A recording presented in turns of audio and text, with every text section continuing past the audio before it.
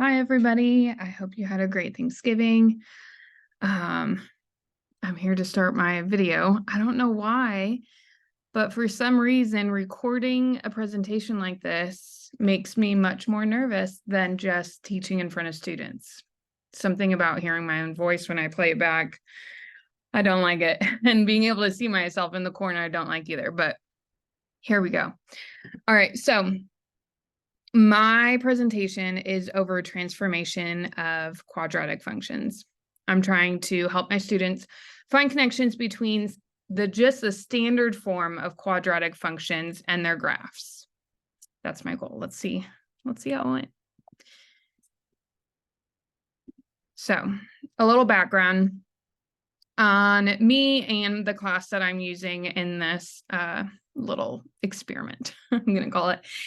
I work at Garrett College. It is a small college in the mountains of Western Maryland. We have, I don't know, I can't even tell you how many students we have. I have about 40 to 50 developmental math students, as well as 50 college algebra students, with my developmental students intermixed in there. Some of them, this presentation is going to be including some of my developmental math students. We're calling it Math 50. It's an introductory algebra support class. I'm only using 2 classes out of the 4 that I teach in this study that I'm doing. And just a little background about this co-rec. We had been doing the full developmental math, which I'm sure most of you have known because I've talked about this in discussion boards and such. And now we are piloting the co-rec program. It is going well, but there are definitely some things that need to be changed here and there. But I just want to talk about how we determine who gets placed into these developmental classes. Right now, our school places them based on their high school math GPA. There is not an entrance exam. However, we are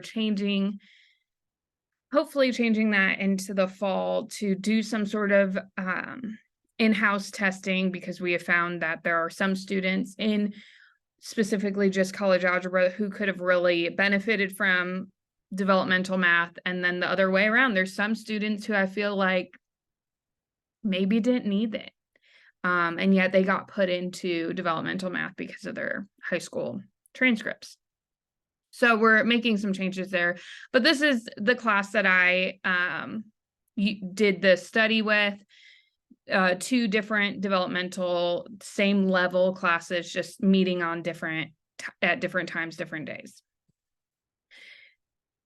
So going into this, my thought process was, or my goal was, to determine if students can make connections between quadratic functions written in standard form, f of x equals x minus h squared plus k, where, right, the h is the horizontal shift and the k is vertical shift on the graph. Making connections from that equation, the tables made from it, and then the graph. Are they able to form a table given inputs? If I give them some X inputs, can they give me some outputs? I'm not sure. Can they draw the graph correctly? Do they see the connection between the graph and the equation? And are they able to make any general connections? So my thought when I first started this whole study is, okay, can they make some generalizations between the 3? I think it's important to say too that I taught this lesson a week before I did the assessment. So I taught standard form quadratics in developmental in our co-rec class that meets for an hour twice a week.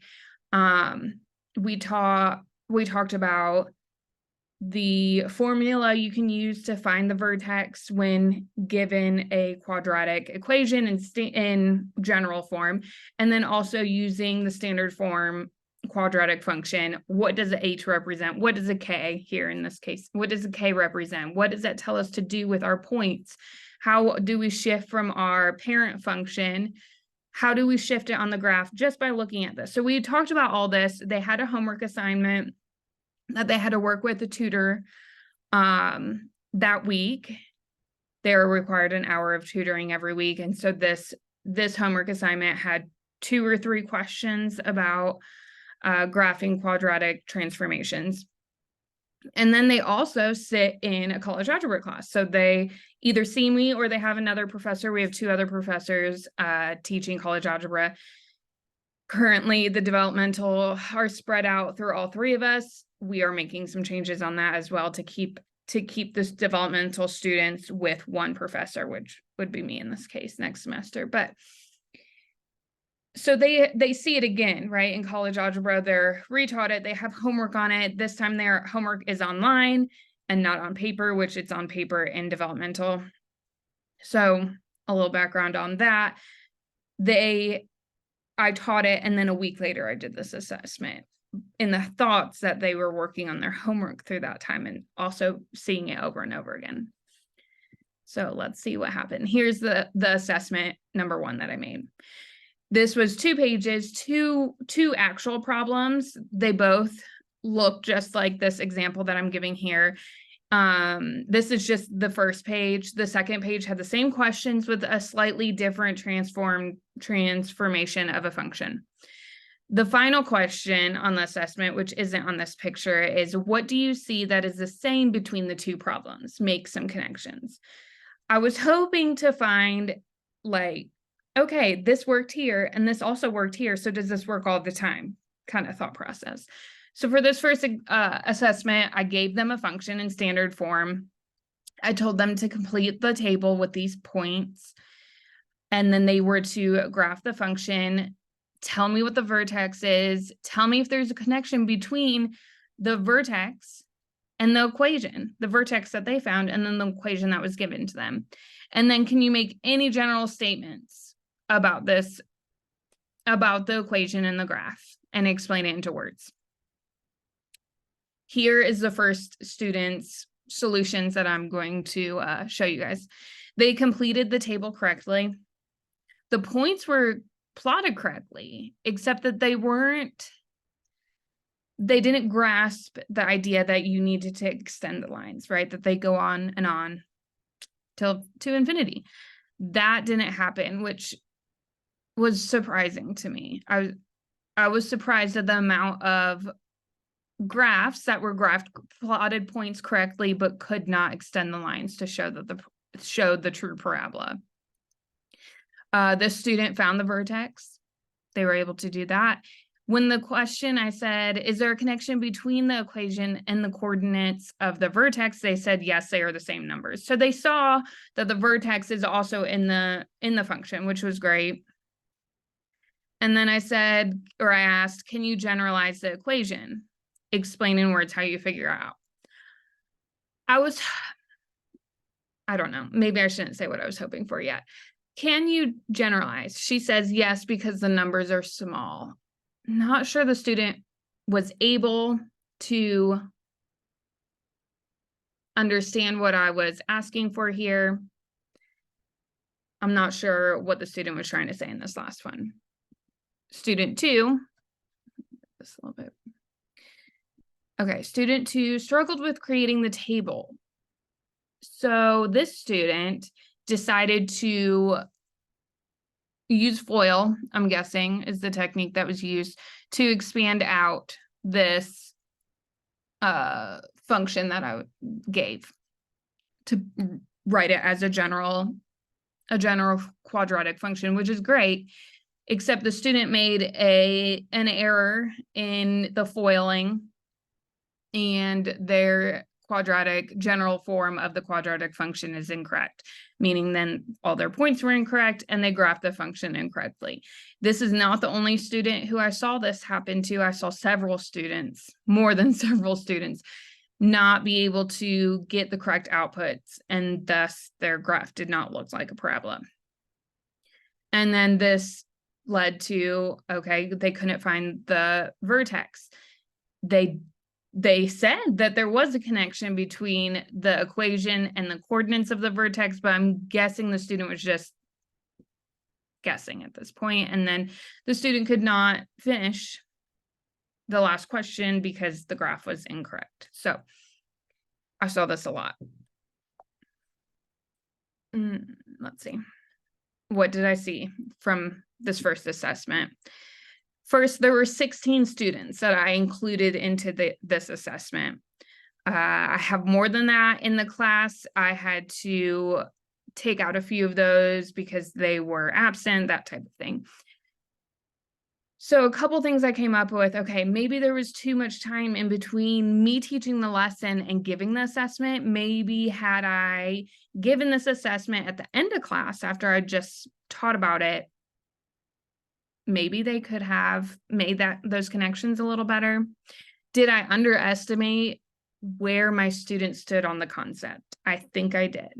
I think I underestimated where their brains were at, what they understood, what they grasped from the previous week.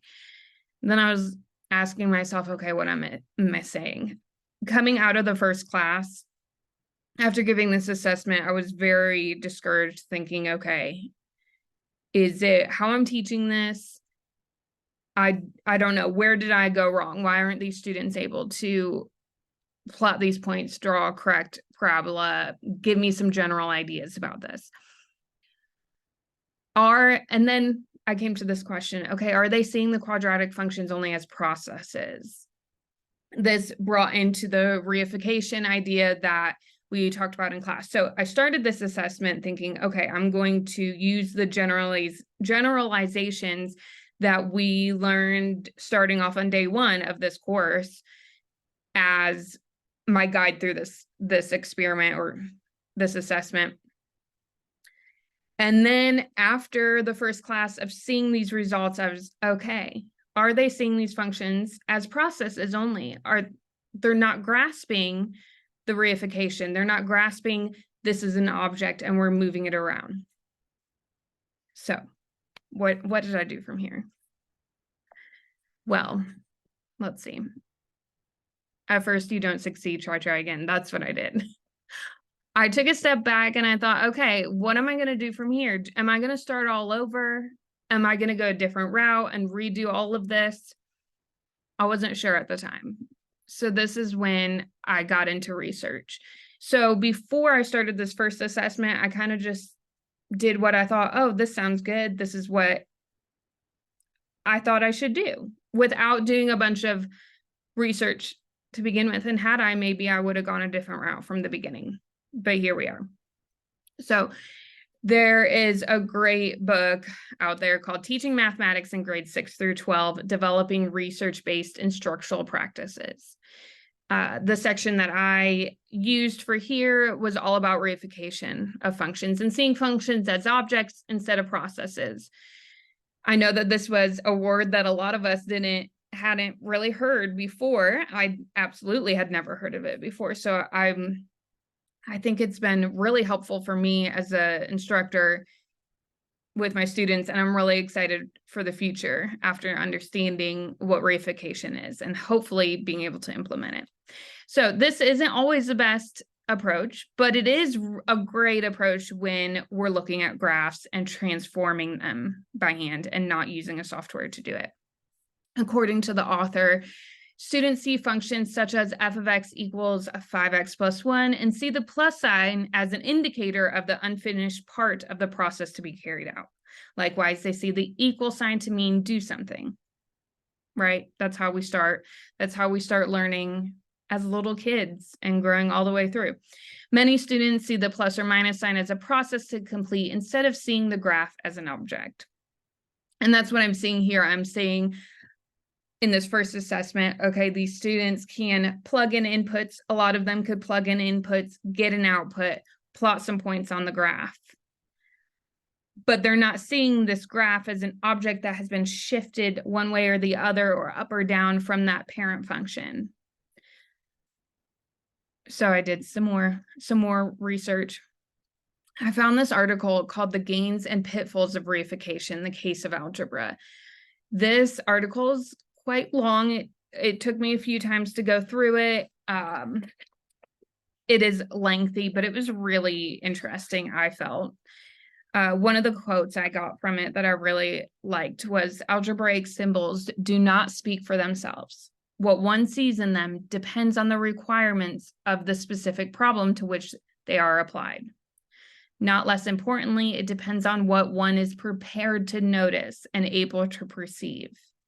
I thought that is really great. It made me think, okay, are my students prepared for this?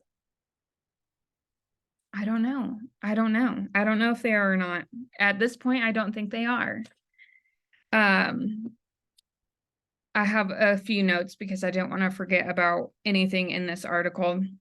This article, it pays special attention to the moment when students start to see algebra as more than just a bunch of rules, and as seeing it something represent something real, object-like, an unknown or changing numbers, and shows students how students often find these moments tough.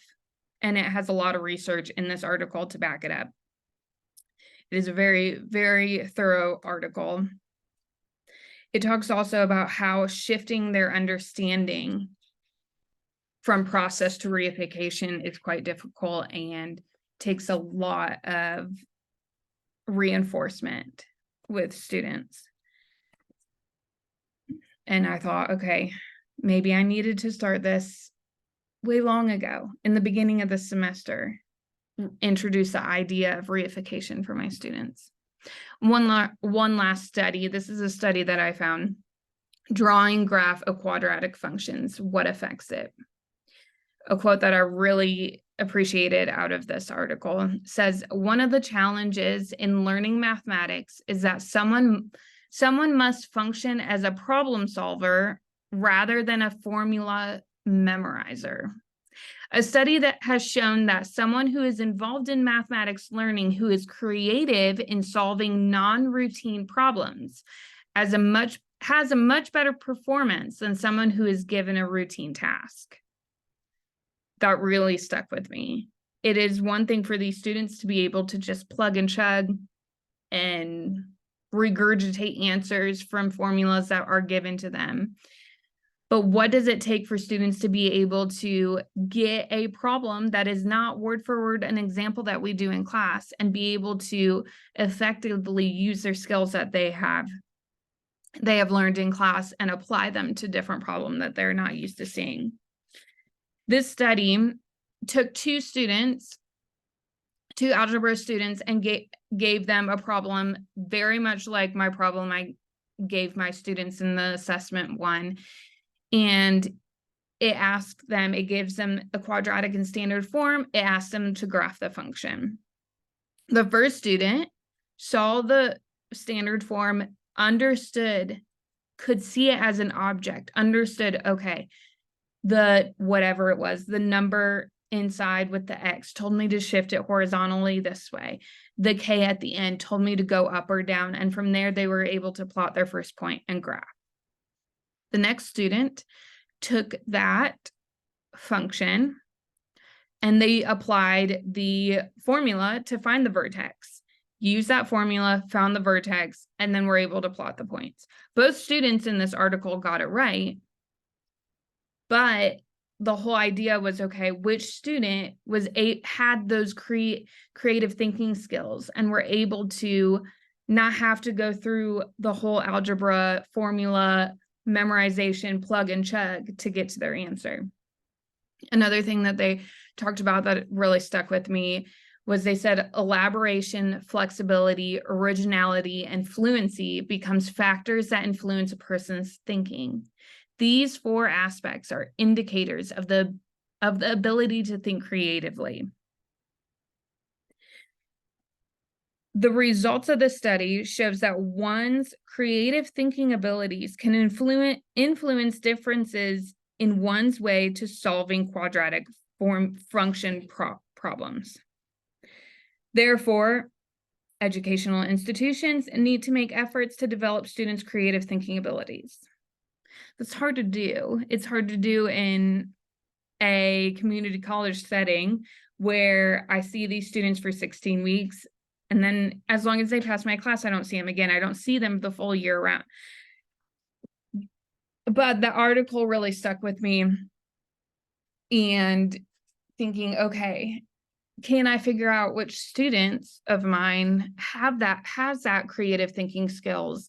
And can I group them with students who don't? And maybe they can help each other. I could go on and on about this, but this is getting away from the subject at hand. So I took all of this information, all the readings that I did. I read a lot more than just that, but those were the three that I felt like really stood out the most to me. And I decided to make a new assessment. I wanted to make sure that I kept it similar enough to the first one to where they weren't two completely different things I was working on with my students. I still wanted them to connect. Instead of having the students complete a table and graph it, which I felt like a lot of them made errors there, which led to not being able to answer the rest of the questions, I gave them the quadratic function already graphed with the equation written in standard form. The questions were similar. Find the vertex. What is the connection between the vertex and the equation? And could you use the equation to graph the function on your own? Here's what it looks like. This is just the first page. I had 2 pages, just like in my first assessment, 2 problems, very similar. At the beginning of this one, however, I gave them the standard form of quadratic functions. And then I gave them the graph, here's the first one, and the equation of the function. Then I asked, what is the vertex? Now look at the equation. Is there a connection between the two? And then I asked another question. And the final question on the second page, I asked, do you think this rule always works? What do you think the general rule is? So I still wanted to have the concept of generalizing in here, which I gave them the general equation or the standard equation. But I wanted to see if they could make that connection. I wanted to make sure there was a less mathematical error to see if they can make that connection between the vertex and the graph that's already graphed. So here we go. Student 1. Student 1 was able to find the vertex, saw a connection between the vertex and the graph, but did not see the connection enough to find a general rule. So let's look at this, students. The first question, well, after the vertex, it says, is there a connection between the vertex and the equation? What is it? The student said, same number, different signs. From what I see at this, I see, okay, they found, I believe they're referring to the horizontal shift. They see the same number. They see 3, but it has a different sign, which tells us the horizontal shift to the left. I'm assuming they only were referring to the horizontal shift, as the vertical shift follows the same sign. Then on the next question, they said, can we look at the equation and figure out where to put our first point on the graph and graph it like on our own? This student says the point 3, 4, but flip the sign so it matches the graph. So negative 3, 4. The student was seeing the connections here. Do you think this rule always works? What do you think the general rule is? No, inverse graphing. And I'm not sure where that was coming from, as we hadn't really been doing anything about inverse functions at this point. So they still weren't able to make any connections there with the general. And then student 2, they found the x coordinate of the vertex. They answered if there's a connection between the vertex and the graph. They said its root is negative 3. I'm not sure where they got root from, as it's not the x-intercept, but the root is negative 3 and the y coordinate is plus 4. So they are understanding that it is the connection is negative 3 and we're going on the y coordinate up 4. Can we look at the equation and figure out where to put our first point on the graph? Yes, negative 3, 4. So they're seeing that connection, hopefully. I think the rule always works for equations in this given form. I'm not sure what the general rule is.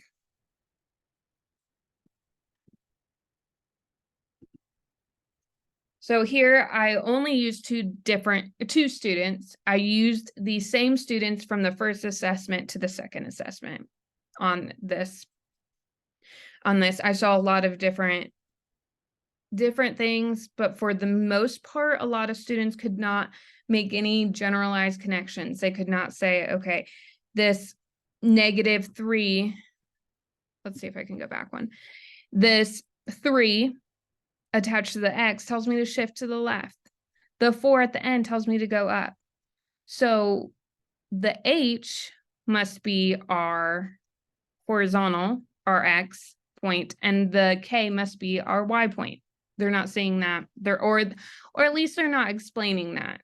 And maybe they are seeing it. Maybe they just aren't able to form it into words. That's another thing that I could get into, but I won't. Final thoughts. Some challenges. Some students did not give effort.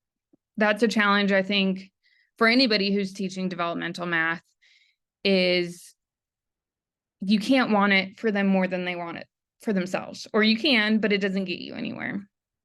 So some of these students just, they don't have the drive. They come in with the generational idea of that, oh, my parents were awful at math. I've always been bad at math. I'll never get this kind of idea. And they come in with these bad attitudes and don't try in the class. And I think a lot of my job as their instructor is to encourage them and to show them that they can get through this, that they can do hard things.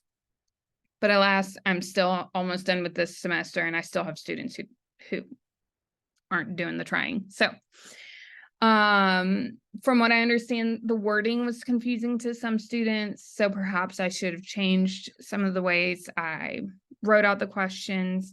And also another challenge was that it was a week after the lesson was taught. Was that too long, too far away? Should I have taught the lesson on a Monday and did the assessment on a Wednesday? Would that have changed things at all? Could that have helped? But some accomplishments from this, I saw a lot of great things.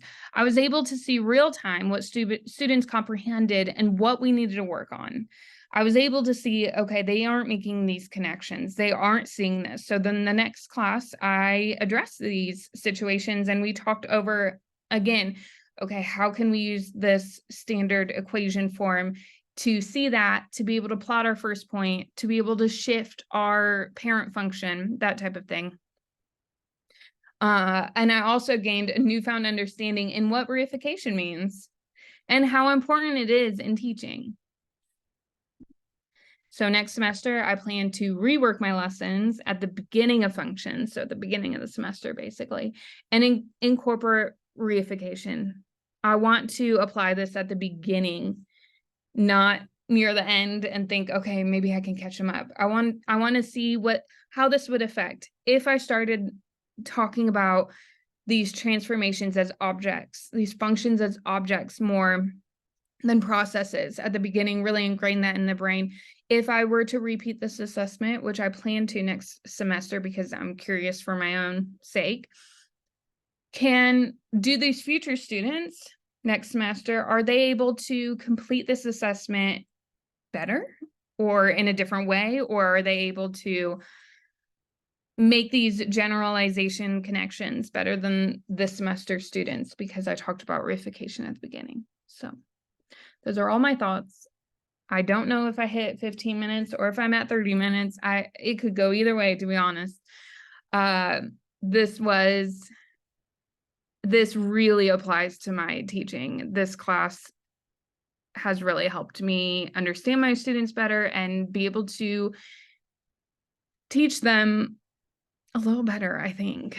I hope, at least. And I look forward to watching all of your videos and seeing what all you did. I hope that I did something sort of like right. I don't know. And I'll just see you guys later.